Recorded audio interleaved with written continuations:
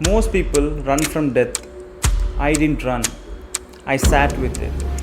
I sat beside a body that once laughed, loved, and now it was just still. And what I felt in those hours changed how I sit with life itself. It wasn't something I planned.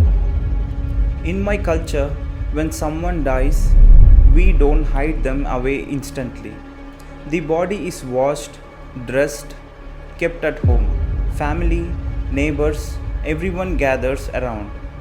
There is grief, rituals, murmurs, tears.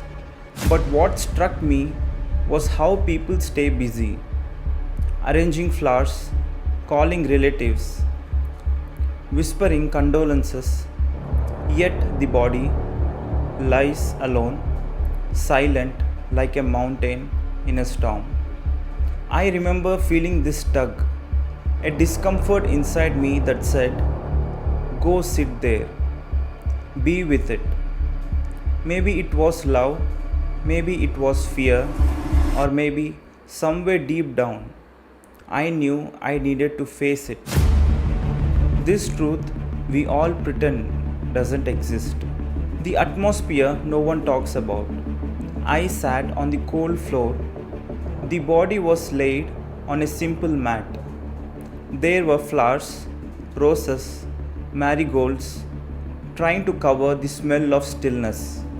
Incense burned slowly. I could hear the faint hum of people talking in another room. But near the body, there was only silence. I noticed things people don't talk about: the slight swelling of the hands, the smell of incense mixed with something raw, earthy, and real. Death has a smell, not rotten, just empty. The body was so familiar but felt like an abandoned house. A door open, but no one inside. It wasn't scary, but it was uncomfortable. I realized we decorate a dead body to hide our own discomfort. Flowers, silk cloth, holy ash on the forehead. But the truth is there, unblinking. At first, my mind raced like a cornered animal. What if the body moves? What if the eyes open? Strange thoughts crawl in when you sit this close to death. Then guilt came, regrets, things I wish I'd said, moments I wasted. I felt a knot in my chest. How little we understand the ones we love, even after decades of living together. Then something shifted. The longer I sat, the more my fear started melting. I started to feel a strange companionship.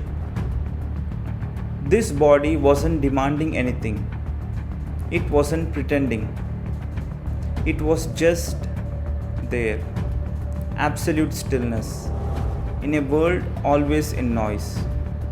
I could feel my own breath louder than ever, the warmth of my own heartbeat in my palms. It was like sitting next to a mirror that doesn't lie. This is the final shape of all our busyness, the final quiet that waits at the end of every chase. I noticed how people avoided eye contact with the body. Some relatives would touch the feet, then quickly step away, whispering about who will take which responsibility next. Children stayed, then they were told not to. Some people laughed softly in a corner to break the heaviness. Some scrolled their phones, pretending to check logistics. Death strips away our polite masks. Some people become philosophers overnight. Some become practical managers. Some freeze. Some suddenly remember old grudges, even while the dead body listens in silence. and I just sat there, feeling like I was watching a secret everyone knows, but no one wants to say out loud. Hours passed. I stayed. I watched a fly land on the body's hand. Life meeting lifelessness. A dog barked outside. Somewhere, kids burst crackers. Life goes on, indifferent to our grief. Strangely, I felt no sadness then. I felt a calm I had never felt before. My mind asked, if this is where we all end up, why do we rush through life like we live forever? Why do we fight so fiercely for things we can't take along? Sitting there, I realized the body is just borrowed earth. It will go back to the earth. But what we do while we are in it, how aware we are, that is our only real freedom. When they finally took the body away for cremation, I stood up. My legs were stiff. My mind was quiet. I didn't feel shattered. I felt awake. Since that day, sometimes I sit with my own breath like I sat with that body, just watching. No pretending, no running, just this fragile miracle called life pulsing in my chest.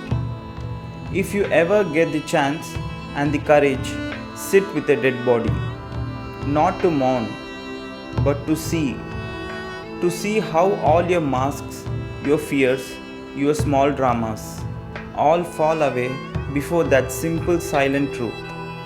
It's not morbid, it's the cleanest mirror you'll ever find. Thank you for listening to what I felt. If this touched you, share it with someone who's afraid to talk about death. Maybe they'll find the courage to live more fully. I'll see you in the next one.